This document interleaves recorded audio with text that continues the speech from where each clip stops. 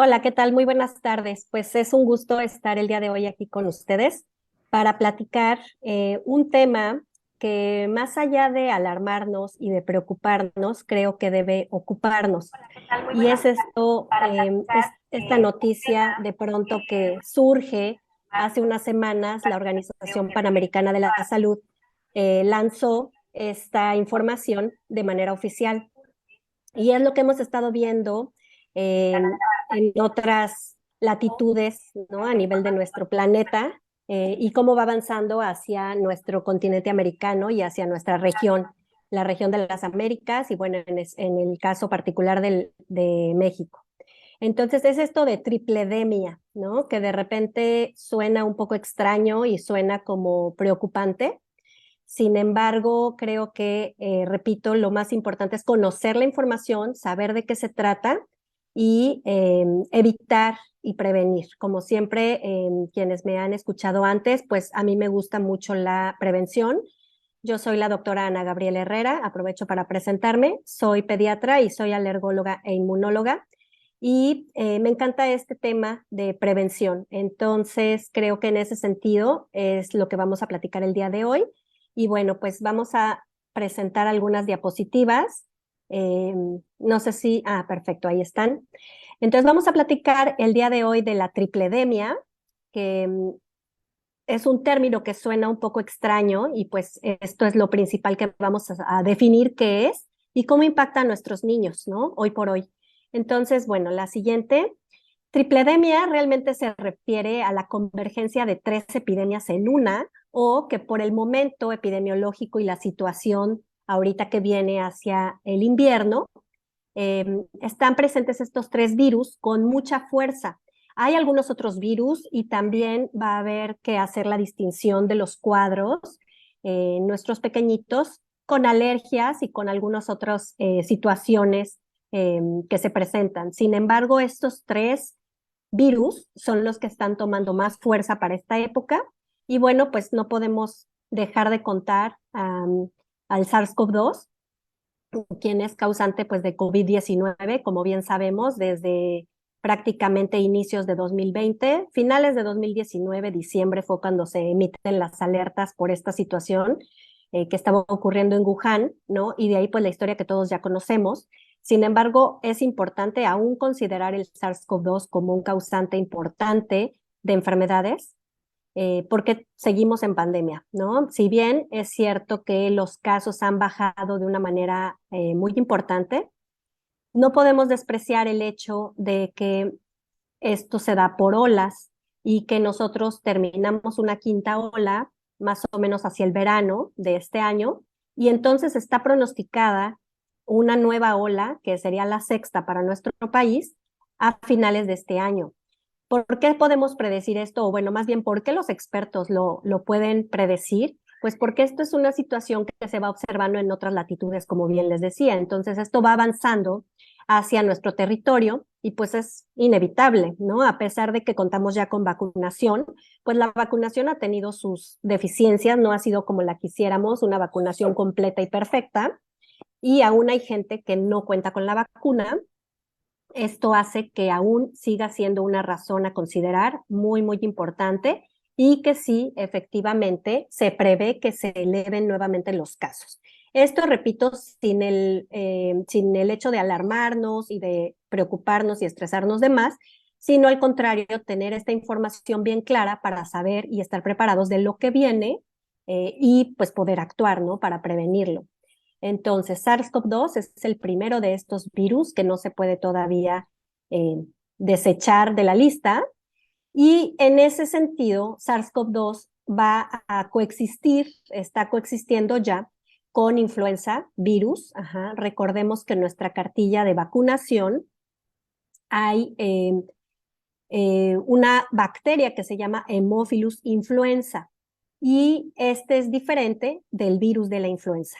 Este virus de la influenza, que es el que causó una pandemia también en 2009, ¿verdad? Es muy importante que lo sigamos considerando porque este virus pues es estacional.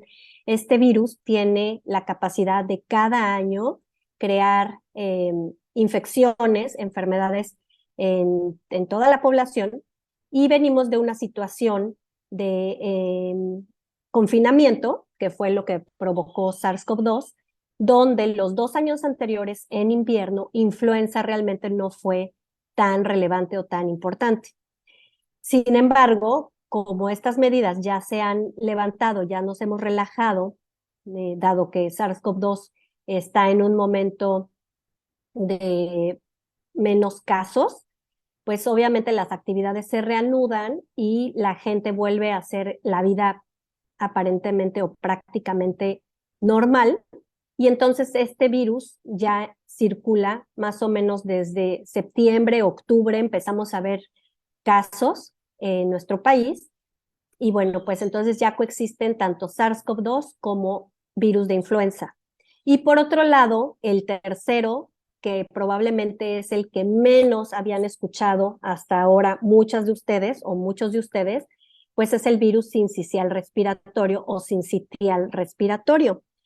No es un virus nuevo, esto es bien importante mencionarlo, porque les digo, de pronto la información pues se puede manejar en un sentido de crear pánico, de crear alarma, y entonces esto de tripledemia pues suena horrible, ¿no? O sea, terrible, así como de no, o sea, ya no es solo una endemia o una pandemia de SARS-CoV-2, sino que ahora son tres. Y bueno, en realidad no es que la situación se vaya, esperamos, ¿no? Que no es que se prevea que se salga de control, más sin embargo tenemos que mencionar lo que está ocurriendo en otros países. Quien nos precede en tiempo como situación epidemiológica es Estados Unidos. Entonces, tenemos que ver lo que está ocurriendo allá. Y resulta que más o menos llevan un mes con esta situación de estos tres virus. Además, ¿no? Esto como tripledemia, o sea, considerándolos como tripledemia, tres epidemias, digamos, ocurriendo al mismo tiempo.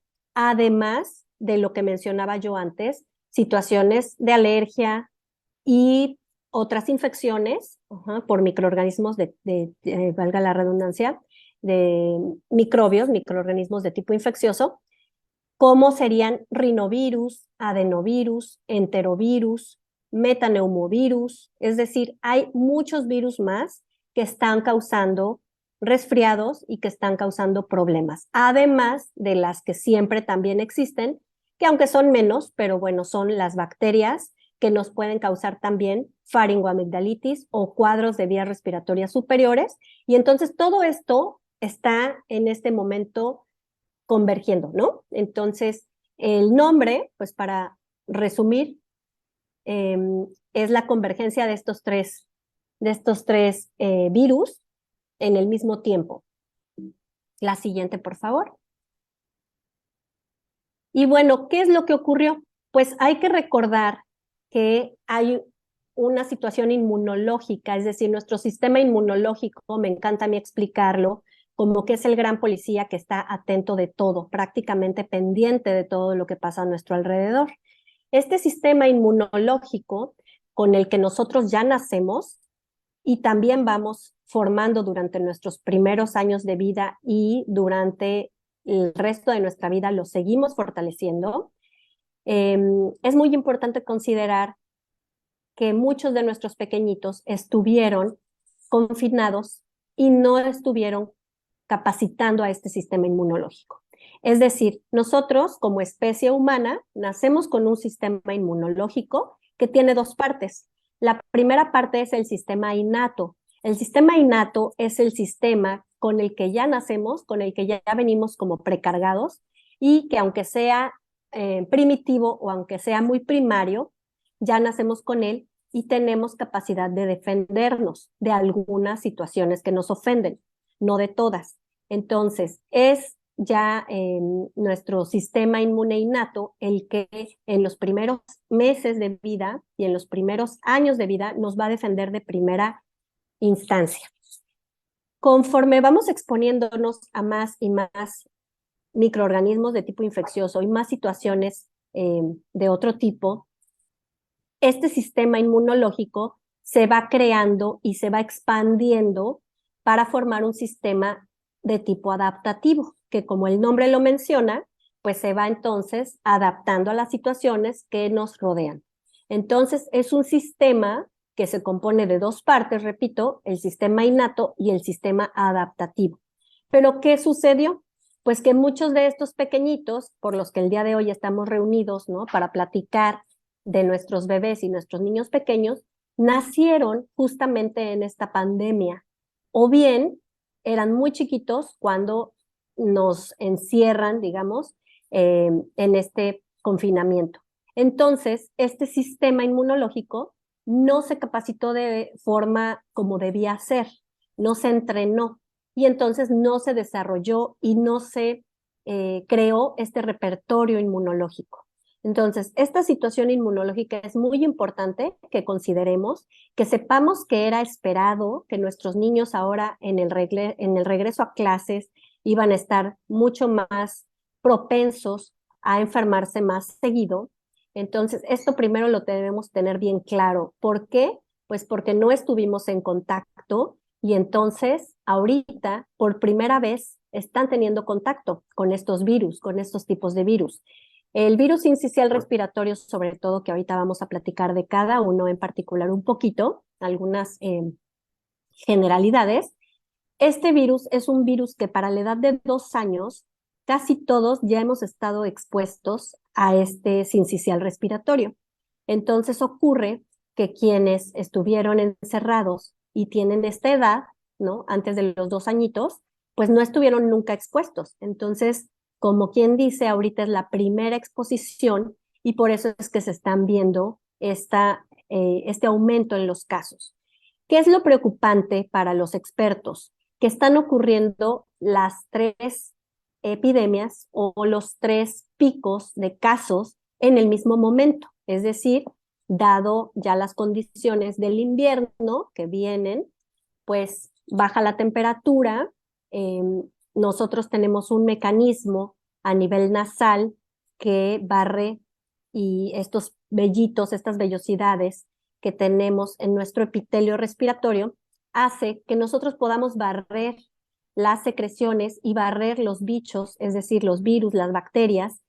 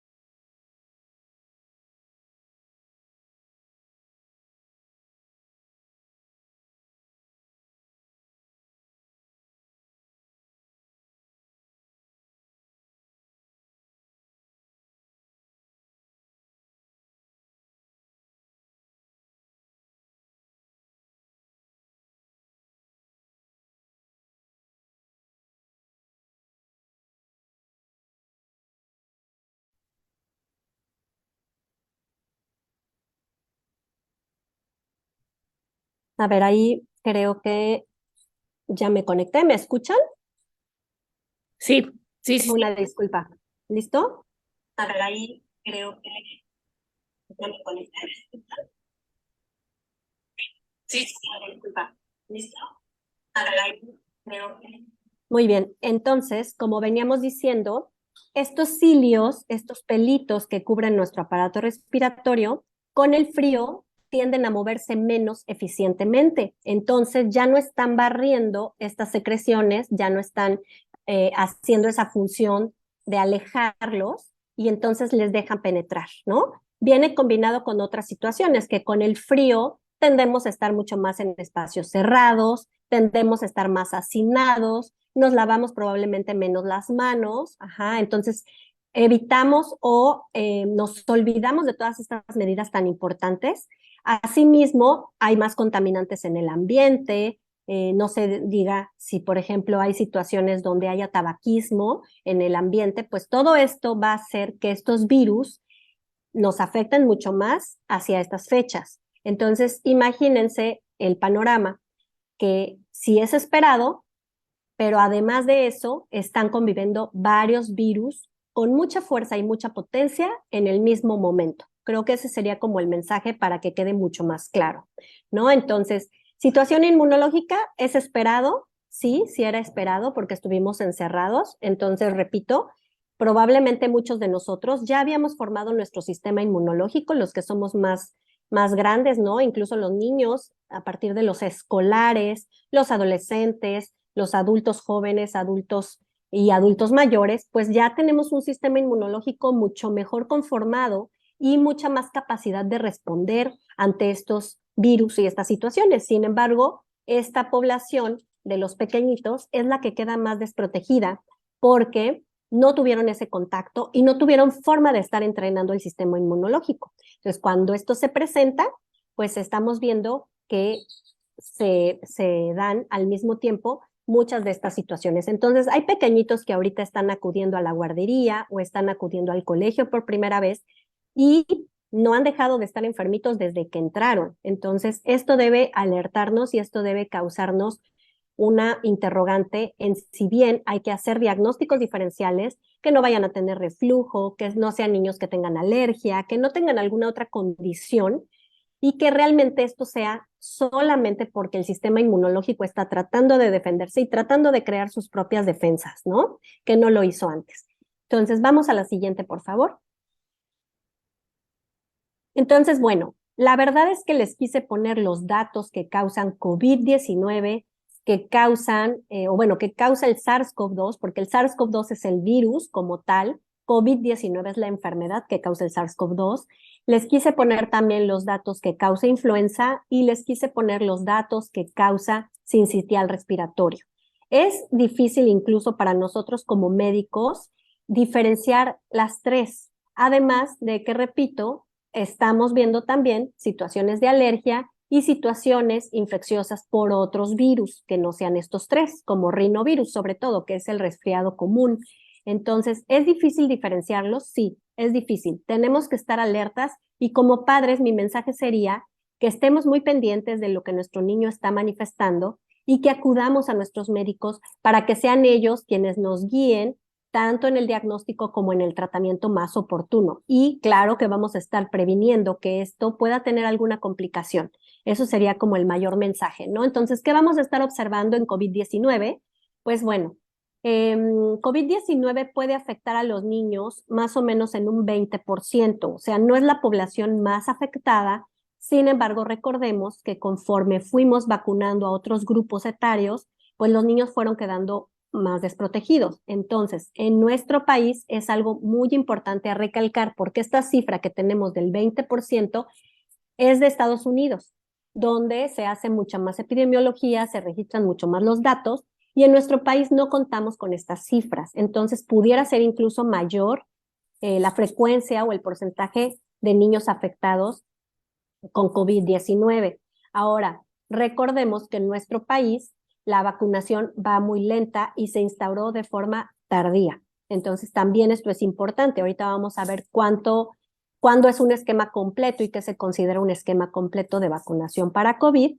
Pero bueno, si hablamos de los signos y los síntomas, pues vemos una lista bastante larga de situaciones que puede causar el COVID-19. ¿Como cuáles? Como fiebre, la tos, que puede ser esta tos que se vuelve productiva, que le llamamos con flema, que ya los niños tosen y se les escucha la flema, pero también pueden tener y progresar hacia dolor en el pecho, pueden tener pérdida del gusto y el olfato, aunque esto se dio un poquito más con otras variantes como Delta de COVID-19 y ahorita recordemos que estamos aún en variantes y subvariantes de Omicron. Pero bueno, no así, de todas maneras hay que tenerlo en mente. Puede causar también mucho dolor de garganta. De hecho, el dolor de garganta es de las principales manifestaciones que causa Omicron y sus subvariantes. Les duele mucho la garganta y los niños, aunque sean pequeños, se van a quejar del dolor de garganta, se los van a referir como muy importantemente. También hay que sospecharlo en un niño que tenga náusea, que tenga vómito, que tenga dolor abdominal o incluso diarrea. Y bueno, evidentemente, como hay fiebre, va a haber escalofríos, se van a quejar de dolor muscular, van a estar como más recostados, sin ganas de jugar, o sea, si hay un decaimiento que es muy evidente, va a haber cansancio, se pueden quejar de dolor de cabeza y también va a provocar congestión a nivel nasal. Les repito, se parece bastante a influenza y se parece bastante a sincicial respiratorio. Ahorita vamos a platicar de cómo diferenciarlos más o menos uno de otro. Siguiente, por favor. Entonces, en COVID-19, ¿qué sería lo más importante? Ya dijimos que aproximadamente causa el 20% en los niños. Sin embargo, esta cifra puede variar porque en nuestro país no se hacen los registros correctamente. Lo más importante para nosotros como pediatras sería que nos adelantemos a las formas graves de COVID o persistentes de COVID. Quiere decir que COVID lo pasen de una manera leve, sin que deje secuelas y sin que progrese ni cree complicaciones. Entonces, tenemos que estar muy pendientes de identificar el PIMS, que se presenta semanas después. ¿Qué es esto del PIMS? Es la enfermedad inflamatoria multisistémica de la edad pediátrica. Recordemos que de esto se habló hacia 2020, abril del 2020 más o menos, se empezaron a asociar casos parecidos a una enfermedad que se llama de tipo Kawasaki, que es una vasculitis en otros países del mundo. Se empezó a hablar de ello en Italia, en España, posteriormente en Estados Unidos, y también en México lo vimos. Este es una forma grave de la enfermedad donde los niños van a tener fiebre muy persistente y van a tener otras manifestaciones, incluso a nivel de piel y en manifestaciones sistémicas, los ojitos muy rojos, les decía, una manifestación en piel, las mucosas muy rojas, es decir, están inflamados todos, todo el cuerpo está inflamado, va a presentar algunas otras cosas, ¿no? Sobre todo la fiebre es lo más importante, mucho dolor, mucho decaimiento, y se presenta semanas después de haber tenido COVID. Entonces, cuando un paciente tenga COVID, debemos estar, tanto los padres de familia como los médicos, muy pendientes de la resolución de estos síntomas. Quiere decir que el COVID se quite y ya fue una forma leve y remita, y que no deje, como decíamos, ni complicaciones como el PIMS, ni secuelas como el long COVID. El long COVID también se reporta semanas después cuando los niños no logran recuperarse al 100%. Los niños y los adultos, también está descrito en adultos, ¿no? Pero bueno, ahorita estamos platicando de nuestros pequeñitos. Entonces, el chiquito, después de tener COVID, persiste con cansancio, con fatiga, con mucho dolor de cabeza, con trastornos del sueño. Estamos viendo incluso muchos déficits para concentrarse y ojo, ahí como pediatras también debemos estar súper alertas porque nos están reportando los padres que ven más déficits de atención. Entonces tenemos que hacer diagnósticos muy adecuados y certeros para ver si esto pudiera ser después de COVID o bien un déficit de atención que no tenga nada que ver y relación con esto. Pueden quedar también con dolor muscular y en articulaciones y también una tos como muy persistente. De esto realmente no hay porcentajes bien establecidos, pero sí se piensa que hasta el 30% de los niños que tuvieron COVID pudieran progresar y continuar hacia un long COVID o COVID largo. Entonces, creo que esa sería como mi principal preocupación, porque de pronto tendemos a decir, ay, pues ya, que nos dé COVID, ¿no? O sea, ya a todo mundo le va a dar y bueno, en teoría sí, a todo mundo le va a dar, pero pues tampoco queremos que nos dé más de una vez, ¿no? Entonces, si vamos a tener en algún momento COVID, pues que fuera únicamente una ocasión y que esto no progrese. Entonces, creo que ahí es el principal foco, a estar muy alertas, ok, tuvo COVID, hay que diagnosticarlo con pruebas, hay que seguir haciendo pruebas diagnósticas, las pruebas son mediante hisopo nasal, si es molesto, si les duele un poco a los niños, ¿no? Sobre todo molesto, muy molesto, pero es muy importante. ¿Por qué? Porque el paciente con COVID debe aislarse. El aislamiento seguimos viendo que debe ser entre 5 y 7 días como mínimo. ¿Por qué? Pues porque contagian a otras poblaciones. Entonces, ok, pudiera ser que nuestro pequeñito tiene COVID. Lo más seguro es que ese COVID sea leve y perfecto. Ya la hizo, ya salió. No tiene PIMS, tampoco tiene long COVID, pero recordemos que ese pacientito puede contagiar a otras personas en su núcleo familiar. ¿A quiénes? Pues personas de riesgo, por ejemplo, personas con el sistema inmune debilitado o más bajo, como enfermos, enfermos crónicos con enfermedades crónico-degenerativas como diabetes, hipertensión, obesidad, ¿no? Cardiopatías, abuelitos, ¿no? Que simplemente por la edad nosotros tenemos algo que se llama inmunosenescencia, que nuestro sistema inmunológico va envejeciendo junto con nosotros. Esto es real. Entonces, si bien decimos, bueno, ya le dio COVID, ya ni modo, sí hay que aislarlos, hay que tratar de hacer bien el diagnóstico y aislarlos, porque entonces ellos pueden ser los que lleven la enfermedad a otras personas más susceptibles, no precisamente los niños, ¿no? Ahora, la vacunación sigue siendo una estrategia muy importante, ¿verdad? Mucho se ha hablado de las vacunas, que si son seguras, que si no son seguras, y ya creo que el tiempo nos lo ha demostrado que sí es una estrategia que salva vidas. Entonces, la vacuna de COVID, afortunadamente, ya está indicada a partir de los 6 meses de edad. En nuestro país es una situación diferente porque, bien les repito, vamos muy atrasados en esa estrategia de salud y en esa estrategia de vacunación. Sin embargo, la idea sería que desde los 6 meses se vacunen estos chiquitos. De 6 meses a 4 años, les puse aquí el esquema, están indicadas 2 vacunas, tanto Pfizer como Moderna. Moderna se indica de los 6 meses a los 5 años y tiene más o menos una eficacia entre el 51% y el 37%. Podríamos decir, híjole, es como que una eficacia medio bajita. Bueno, baja considerando que esto no se va a complicar, o sea, nos protege contra enfermedad grave y contra hospitalización y muerte, que es lo más importante, porque vamos a ver ahorita en adultos y en adolescentes tiene una eficacia mucho mayor. Sin embargo, aquí consideremos que no les da tanto a los niños y bueno, pues esta eficacia es bastante buena, ¿no? O sea, sí es mejor siempre vacunar a dejar sin protección. La siguiente, por favor. Ahora, lo que sí ocurre en nuestro país, niños por arriba de 5 o 6 años a 11 añitos se pueden vacunar con Pfizer, como se está haciendo aquí en nuestro país, con 2 dosis separadas 3 semanas por lo menos. Y ahorita vamos a ver, un refuerzo incluso ya sería un esquema completo. Y la eficacia es muy alta. Para estos pequeñitos es del 91%. ¿Cómo proteger a los más chiquitos? ¿No? Si decimos, bueno, la protección no es tan elevada, también podemos hacer otra estrategia que es la alimentación al seno materno, ¿verdad? La vacunación de la mamá y la alimentación al seno materno. Esa sería una excelente opción. Y también la vacunación de embarazadas, ¿verdad? Esto podría prevenir y cuidar mucho más a los chiquitines. Y bueno, a partir de los 5 años, afortunadamente ya en nuestro país sí contamos con la vacuna. Y bueno, va a ser de Pfizer.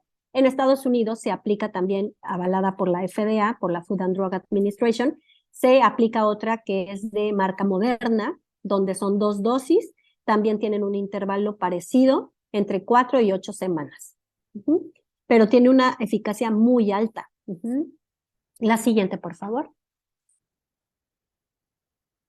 Para otros grupos, que ahorita no es el caso, pero bueno, vamos a mencionar para los adolescentes de 12 a 17 años, también se pueden vacunar con Pfizer y tienen una eficacia del 100%. La marca, o bueno, las que ya están disponibles es Comirnaty, con eficacia del 91%, la de Moderna, Novavax. Siguiente, por favor. Y lo que platicábamos, el refuerzo. Un esquema completo se va a considerar con ya un esquema primario, 2 dosis, y el esquema de refuerzo al menos 5 meses después. Esto en Pfizer, ¿verdad?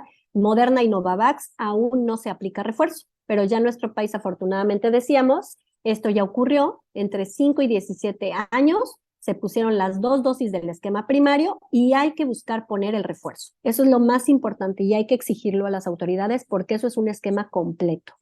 ¿De acuerdo? Siguiente, por favor.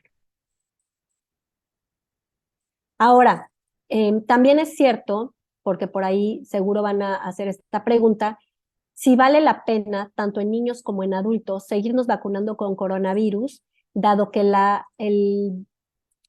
variantes y las subvariantes que circulan actualmente sí se han cambiado y se han modificado con respecto a la variante original de Wuhan. Sí vale la pena vacunarnos. Obviamente lo ideal es que salgan cada vez vacunas modernas y más actualizadas de acuerdo a las modificaciones que va teniendo el virus, como lo hace el virus de la influenza, que cada año en la temporada hay que vacunarnos. Contamos con la vacuna desde la pandemia que ocurrió en 2009, donde esta influenza se debe aplicar más o menos a partir de octubre, y de manera anual. ¿Por qué? Porque el virus se va modificando. El virus en su intención de actualizarse y adaptarse y evadir nuestro sistema inmune, o sea, los virus son muy inteligentes y lo que quieren es que nos descuidemos y modificarse o variar para podernos infectar, tienen estos cambios a nivel de conformación y de composición a nivel genético. Entonces van a evadir el sistema inmunológico y cada año en influenza sí se crea ya una vacuna adaptada a las cepas, a las variedades que circularán en esa temporada. ¿Qué sería lo ideal? Lo ideal y que se está tratando de hacer es que exista una vacuna anual contra influenza y contra COVID. Ese es uno de los planes, de las ideas y de lo que la ciencia está trabajando en estos momentos, pues para que podamos ir vacunándonos de manera anual y de manera actualizada, es decir, conforme las cepas vayan cambiando y vayan modificándose, podamos tener protección mucho mayor. Ahora vamos a ver qué provoca influenza. Pues van a ver que es bastante parecido, como les decía, a lo que provoca COVID.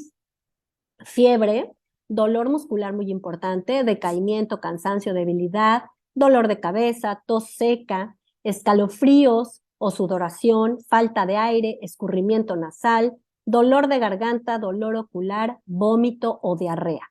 O sea, se parece muchísimo. Clínicamente les voy a dar un tip. ¿Qué es lo que vemos nosotros los pediatras con mucha más frecuencia en influenza? En influenza vemos fiebre muy alta, ¿sí? COVID ahorita ya no está dando fiebre tan elevada. En influenza estamos viendo fiebres de 39 o 40 grados, muy alta y mucho dolor muscular. O sea, literal, si están acostados los niños, incluso si algún adulto le ha dado influenza, te tumba la influenza. O sea, si es demasiado el dolor muscular y el decaimiento. Ese podría ser un tip para tratar de diferenciar influenza. ¿De acuerdo? Vamos a ver la siguiente. Y por ejemplo, COVID, con lo que les dije, pues COVID podría darnos mucho dolor a nivel de garganta, mucha cefalea o dolor de cabecita, y fiebre, pero ya la fiebre no es tan alta, ¿ok? Y bueno, decíamos, para ir complicando más las cosas, el rinovirus, que no está considerando en estos 3 virus de la tripledemia, pero el rinovirus es causante de los resfriados comunes. Y aquí les puse un pequeño cuadrito donde se trata de diferenciar COVID de resfriado. Entonces, fíjense, tenemos que diferenciar COVID de influenza, de sincicial respiratorio, de resfriados comunes, de alergias y de algunas otras infecciones bacterianas, ¿no? Entonces, pues tenemos un camino ahí, un buen reto, digámoslo así, pero lo que vamos a aconsejar, y se los voy a estar reiterando durante la charla, es estar muy alertas, acercarse a sus médicos y principalmente eso, estar atentos, ¿verdad? No descuidarlos, no decir se le va a pasar, y mejor estar y activar nuestras antenitas para poder reconocer cualquier situación y que no se salga de control. Entonces, por ejemplo, la tos, generalmente en COVID es una tos seca, aunque decíamos, también puede ser productiva. Y en el resfriado, generalmente también hay tos. Dolor muscular, generalmente en COVID y a veces en el resfriado. O sea, en el resfriado es menos el malestar, ¿no? Cansancio, más en COVID, un poquito o a veces en el resfriado común. Estornudos, en COVID rara vez y en el resfriado a veces. Es más, este resfriado como que los niños se ven llorosos, los ojos llorosos, estornudos, escurrimiento nasal. Sin embargo, repito, se parecen bastante los cuadros. Normalmente el resfriado no da fiebre, o a veces únicamente, y COVID o influenza sí dan fiebre. Diarrea, el resfriado común habitualmente no da, tampoco náusea ni vómito, Y tampoco es frecuente que haya pérdida del olfato o del gusto. Y en COVID sí. Entonces son algunas diferencias, ¿no? Son sutiles, la verdad es que son muy sutiles, hay que estar muy pendientes. Siguiente, por favor. Y sincicial respiratorio, creo que este es el que yo les decía y les mencionaba al principio, que es como el que causa más miedo, ¿no? Porque de pronto, cuando las noticias no son compartidas con la seriedad debida, pues se pueden exagerar y pueden caer como en alarma. Y entonces de pronto escuché y leí quienes decían que un nuevo virus ataca, ¿no? Entonces no es un nuevo virus, el sincicial respiratorio de hecho es el microbio más común que causa infecciones en pulmones y en vías respiratorias, en bebés y en niños pequeños. O sea, esto siempre ha sido y los pediatras siempre hemos estado alertas y muy sensibilizados a detectarlos. Sin embargo, probablemente la gente, digamos, común, no los médicos, no lo habían escuchado anteriormente. Ajá, porque habitualmente pues no hablamos tanto como de la etiología o qué virus está causando. Sin embargo, es muy probable que hayan escuchado como bronquiolitis o neumonías provocados por este virus que siempre ha existido. ¿Qué pasó? Pues que la mayoría, decíamos, ya hemos tenido infecciones por este virus hacia los 2 años de vida. ¿Y qué pasó con estos bebés y estos niños chiquitos? Pues que es la primera vez que tienen contacto y decíamos están coexistiendo con otros virus, ¿de acuerdo? Entonces, tiene una estacionalidad hacia el otoño y la primavera, por eso ahorita lo estamos viendo de manera muy importante, y vamos a ver qué es esto de la bronquiolitis. La siguiente, por favor.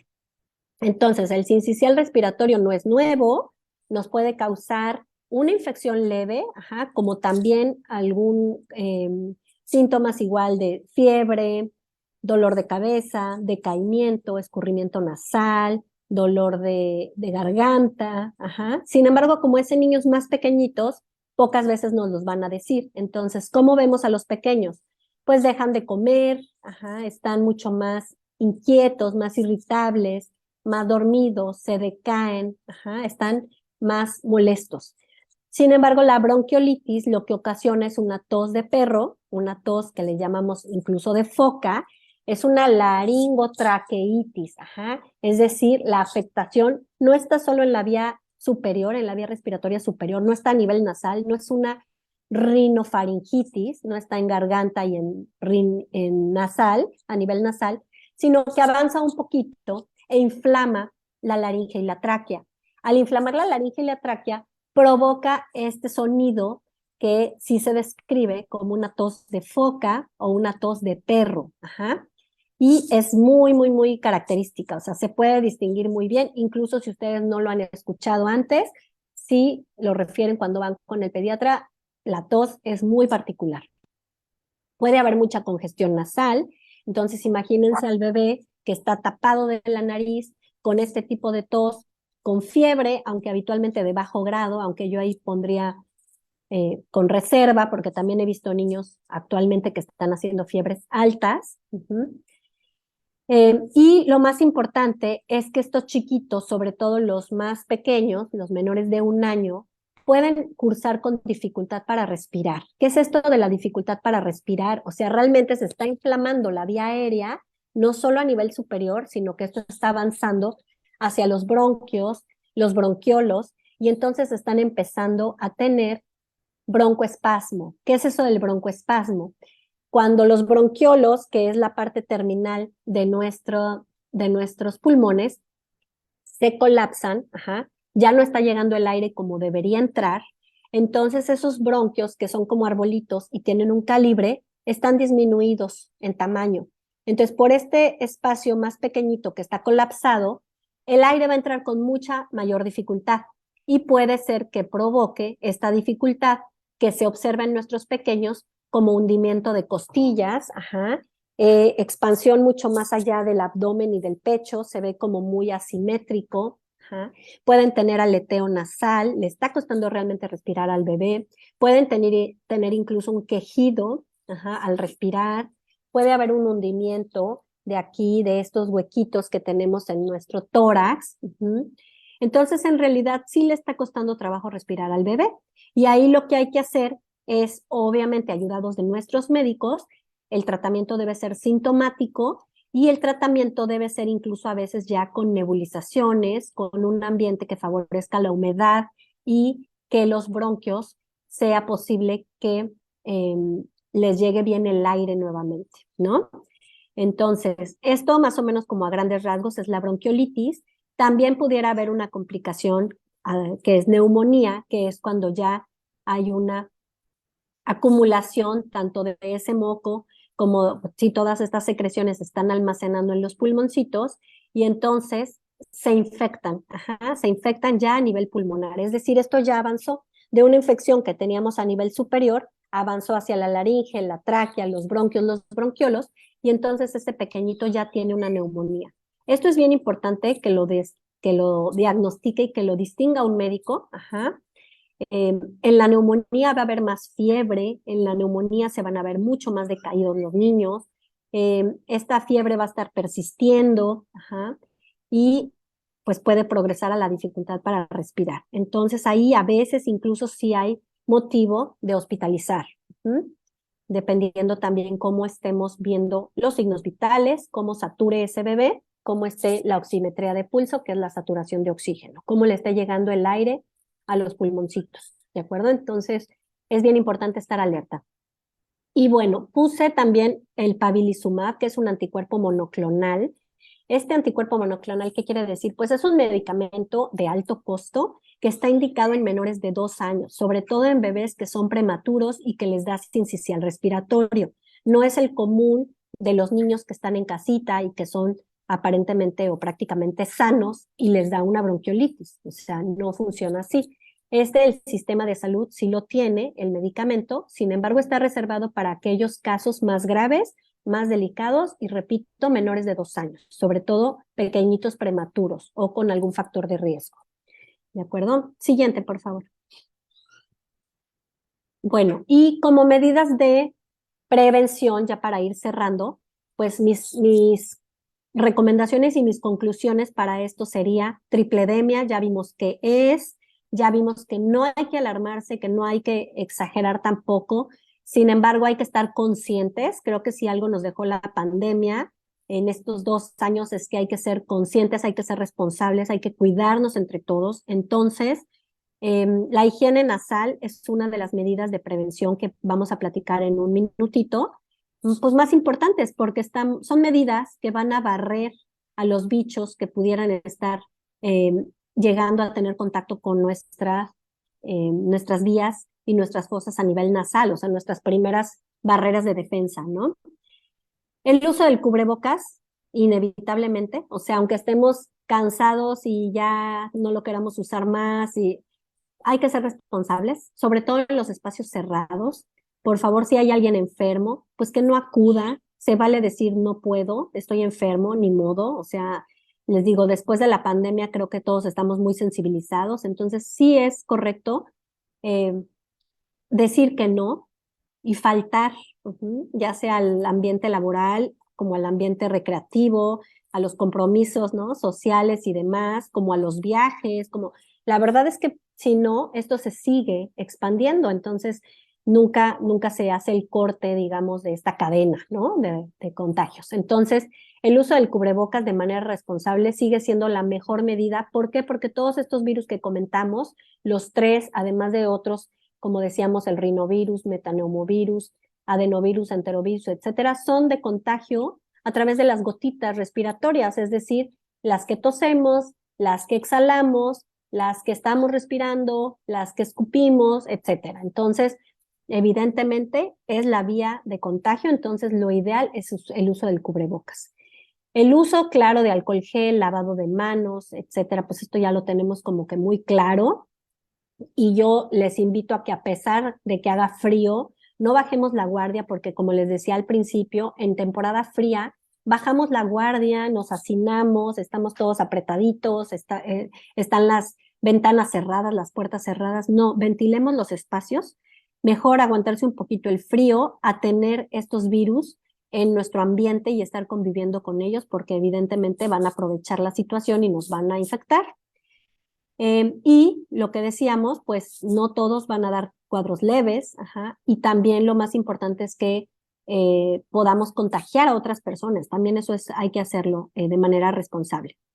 Vacunación, evidentemente, tanto para SARS-CoV-2 como para influenza. Para sincicial respiratorio no hay vacuna.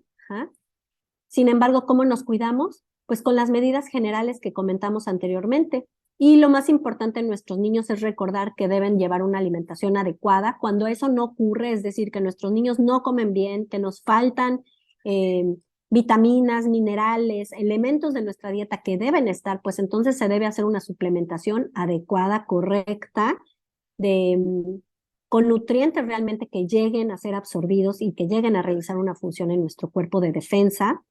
Y el descanso de los niños debe ser adecuado, también deben tener horas adecuadas y de esparcimiento, de juego. Recordemos que los niños aprenden a través del juego, entonces esto es muy importante que no descuidemos esta parte.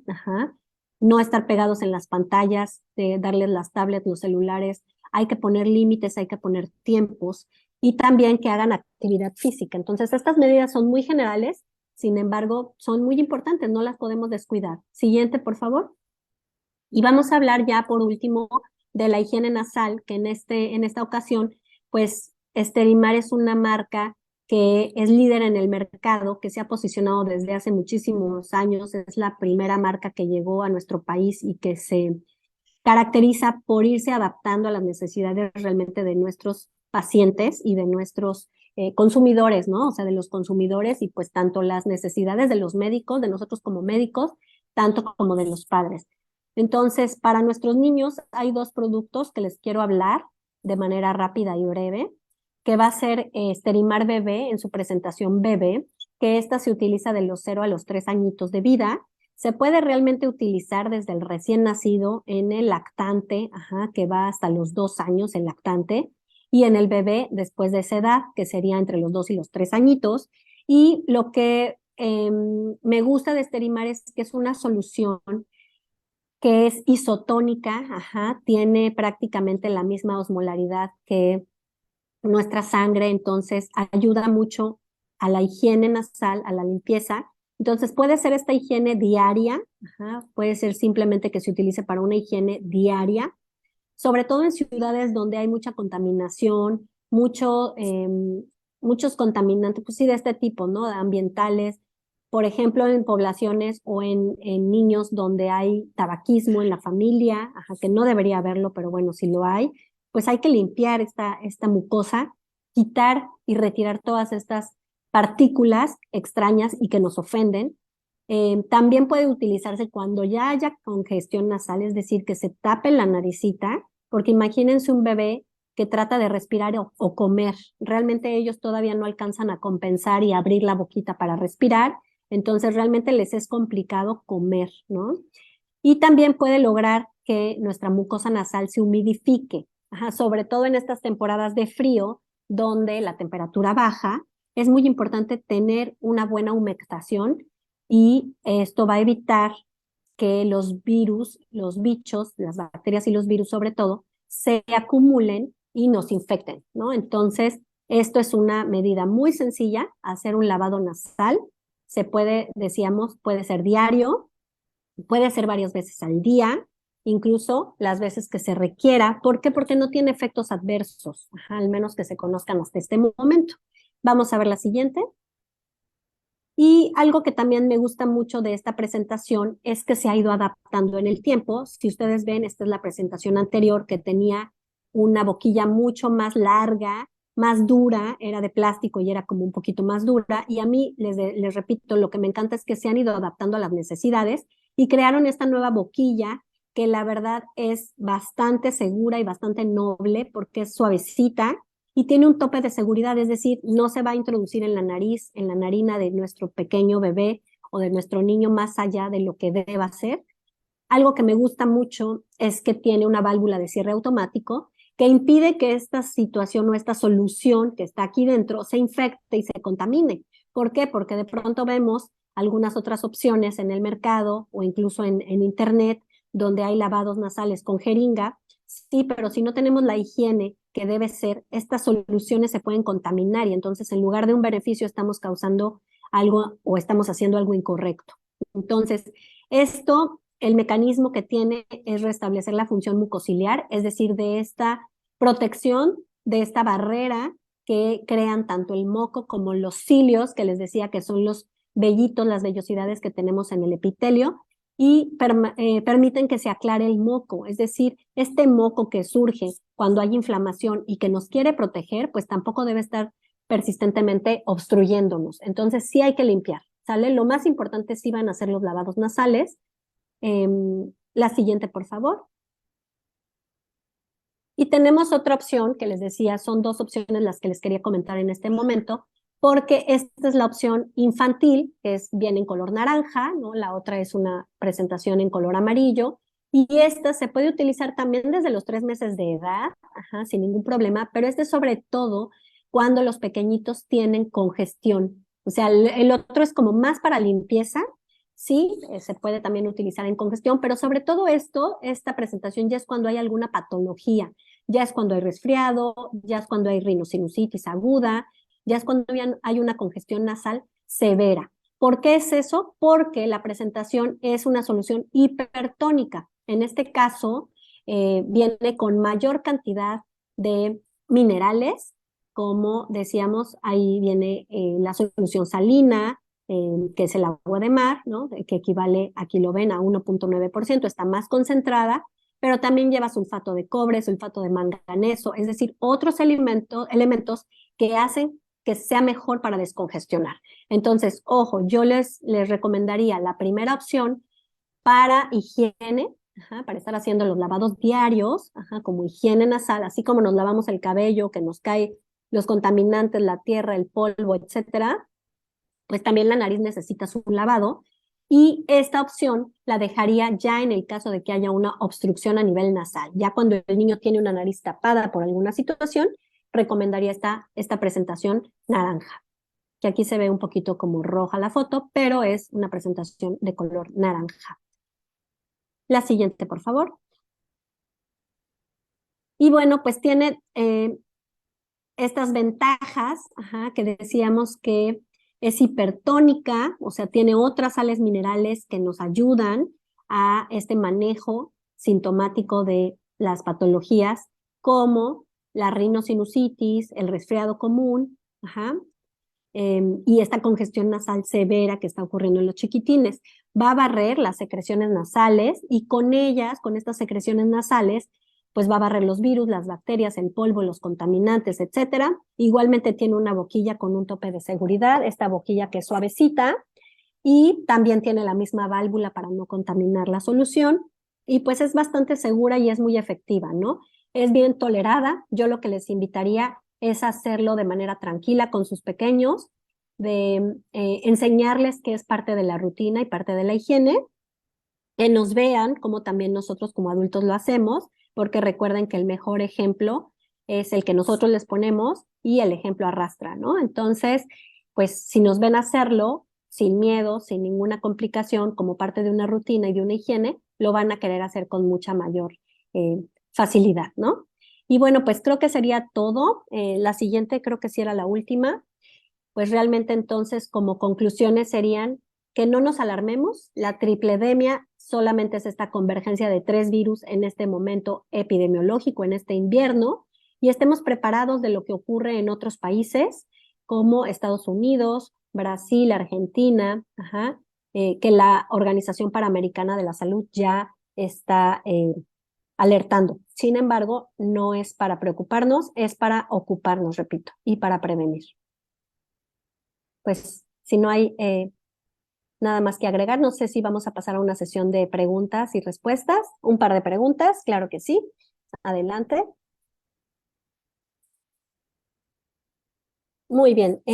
Comenta Michelle Brown, muchas gracias por tu pregunta. Dice, me dio COVID estando embarazada. ¿Qué sucede con mi bebé en ese caso? ¿Genero cierta inmunidad o no? Ya tiene 3 meses. Sí, cuando nos da la enfermedad de COVID de manera natural, generamos defensas. Y cuando nos da también la generación de anticuerpos a través de la vacuna, se llama que es una inmunidad de manera artificial. Cuando adquirimos las dos, se llama inmunidad híbrida, ¿de acuerdo? Entonces, sí te dio, ya estando embarazada, le estás pasando defensas a tu bebé, tú empezaste a crear defensas, me imagino que estabas vacunada, eso te ayudó mucho, y esta inmunidad totalmente la pasas a tu bebé, claro que sí, y lo que te recomendaría es seguirlo lactando, porque pues está pequeñito, tiene 3 meses de edad, y aún no hay vacuna disponible para ese grupo de edad. Entonces, sí, cierta inmunidad. Sin embargo, también sabemos que la inmunidad no es que vaya a durar para siempre. Más o menos estamos hablando entre 6 meses, estamos viendo el periodo donde dura esta inmunidad, ¿no? Al menos en los últimos estudios. Paola González comenta, ¿cómo me doy cuenta que mi hijo tiene dolor de cabeza si aún no habla y solo llora? Sí, evidentemente es algo que de pronto nos dicen a los pediatras, que tenemos un sentido como muy agudo de estar detectando y estar alertas de esto, porque pues los niños no nos van a decir en ocasiones qué les ocurre. Entonces, un niño que está irritable, sí se puede llevar las manitas a la cabeza, ajá, esa es una forma que te están indicando. Sin embargo, cuando son bastante pequeñitos, que tienen meses, pues obviamente lo que va a hacer es llorar y llorar y llorar. Ahí, cuando ya descartaste algunas otras causas del llanto, o sea, que no esté mojado, que no haya hecho pipí, que no haya hecho popó, que no tenga hambre, es decir, que no tenga algo que le lastime, como alguna etiqueta que le esté rozando, es decir, cuando ya descartamos todas las opciones, ¿no? Que ya vimos que no tiene frío, que no tiene calor, o sea, que el niño ya lo revisamos de pe a pa y estamos sospechando que tenga dolor, pues es difícil saber si le duele la cabeza, si le duele la garganta, si le duele la pancita, si le duele. Sin embargo, ahí podemos administrar antiinflamatorio con analgésico, como el paracetamol o el ibuprofeno, sobre todo el paracetamol, que es muy noble, de primera instancia lo podemos dar y observar cómo está, ¿verdad? Hidratarlo más. Ajá. Si este bebito toma pecho, alimentación al seno materno, pegarlo, y si no, pues ofrecerle leche cuando son muy pequeñitos y son lactantes exclusivos, para que podamos observar cuál es la situación y por qué llora, ¿verdad? Esta pregunta pues es un poco difícil de contestar, sin embargo, pues hay que descartar otras causas de llanto, ¿verdad? Brenda Pamela comenta, en caso de bebés que van a guardería, ¿qué podemos hacer para minimizar los riesgos? Muy buena pregunta. Insistir en las guarderías, que tengan la higiene adecuada, que se laven las manos, que se apliquen gel y que estén de manera continua eh, con las medidas de protección que ya sabemos, porque manejan muchos chiquitines. Entonces, sí, ahí los contagios están a la orden del día.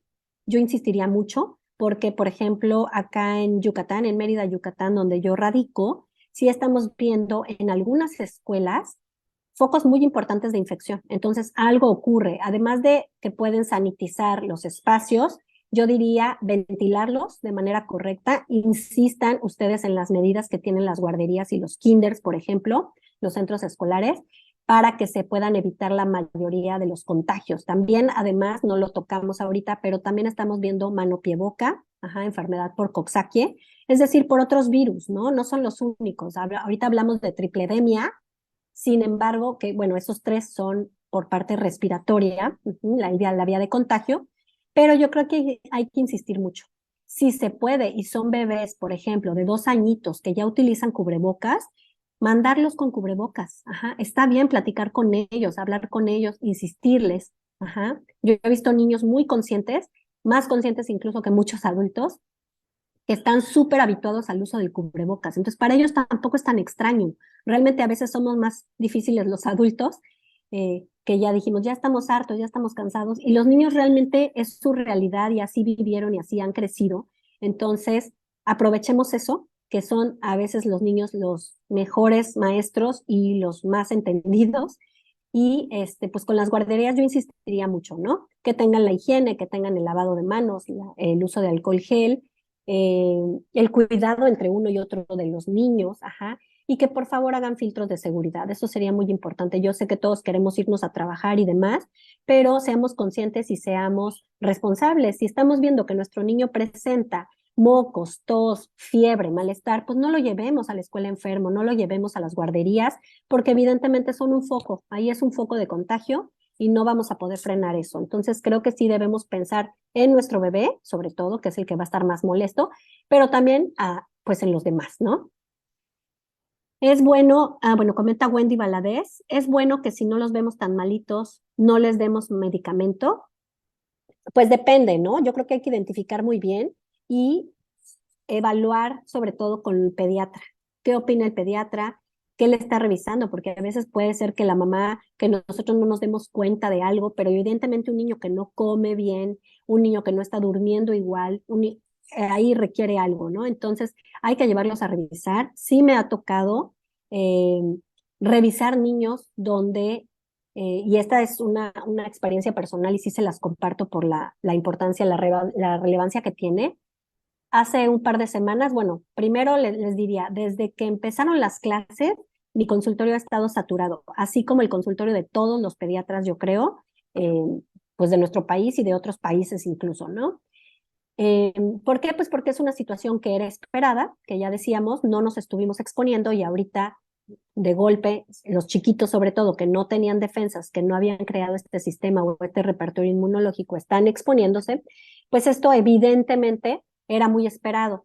Recibí una niña, y les voy a comentar nada más rápidamente para cerrar con esto, recibo a una pequeñita de 2 años con la hermana de aproximadamente 6, 7 añitos, ¿no? Y esto es algo continuo, ¿eh? No es la única.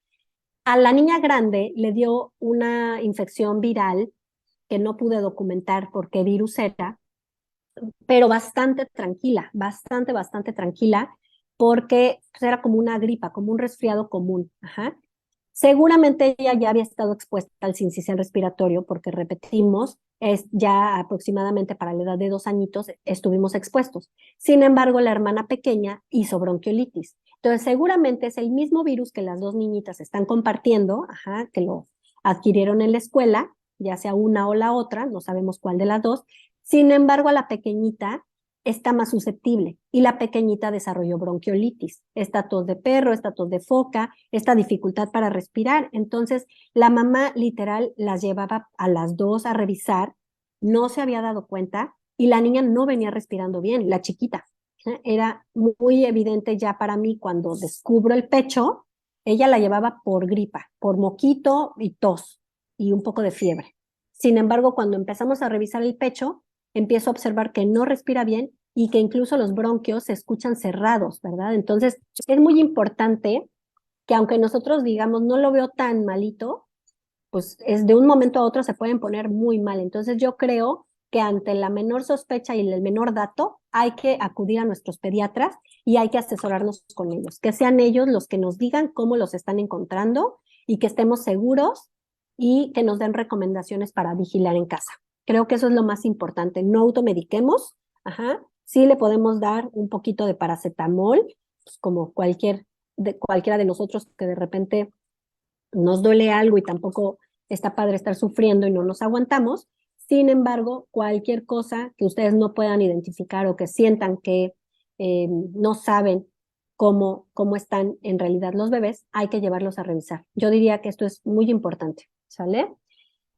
Y bueno, creo que son todas las preguntas. Espero haya sido de utilidad y sobre todo ya tengan más información de esta tripledemia, tengan ya con esta información, puedan estar mucho más conscientes y les repito, hay que ser muy responsables y entre todos cuidarnos. Pues le agradezco muchísimo la invitación a Esterimar por este foro para compartir esto. Les doy las gracias a ustedes por estar atentos y por escuchar y por sus preguntas también. Y pues no me queda más que decir que esperemos que este invierno sea más lo que se prevé y lo que nosotros podamos estar preocupados a lo que sea en realidad, ¿no? Entonces, pues les digo, más que preocuparnos, hay que ocuparnos y bueno, pues les dejo estas recomendaciones para que las realicen con sus pequeñitos. Muchísimas gracias por su atención.